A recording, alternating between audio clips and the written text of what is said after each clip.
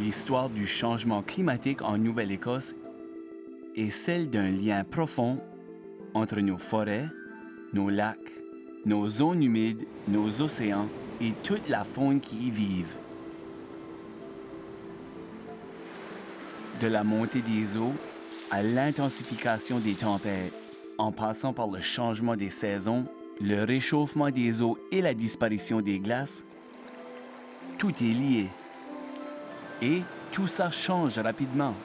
Mais si les défis sont réels, l'espoir l'est tout autant. Car des solutions sont déjà mises en œuvre.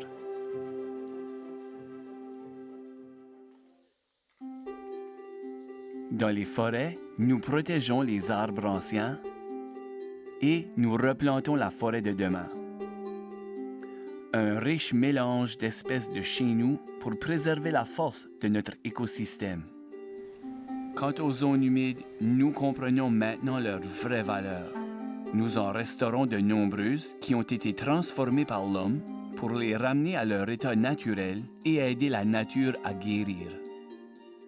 Le long de la côte, nous tenons bon.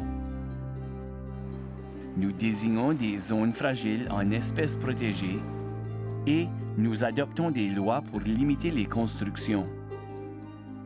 Quant à la faune, certains trouvent des moyens directs de l'aider.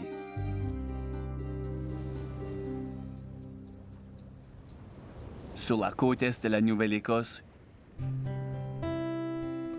une femme nommée Hope est devenue une source d'inspiration mondiale.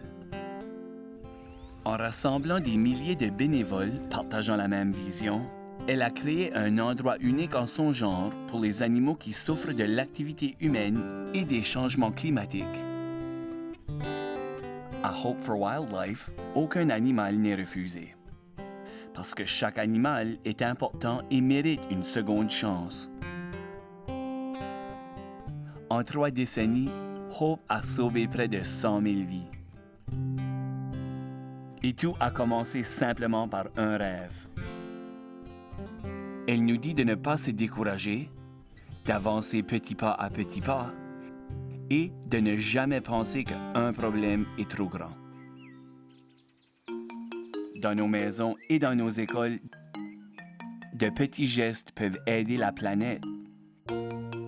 Réduisez, réutilisez et recyclez pour produire moins de déchets. Prenez votre vélo ou marchez au lieu de demander à être conduit en voiture. Éteignez les lumières, débranchez les appareils électroniques, plantez un arbre, cultivez un jardin. C'est bon pour votre corps et pour la terre. L'avenir des espaces sauvages de la Nouvelle-Écosse n'est pas encore écrit. Et, à des mesures audacieuses, nous pouvons écrire une histoire différente. Une histoire de résilience, une histoire de rétablissement, une histoire d'espoir, et ça commence maintenant.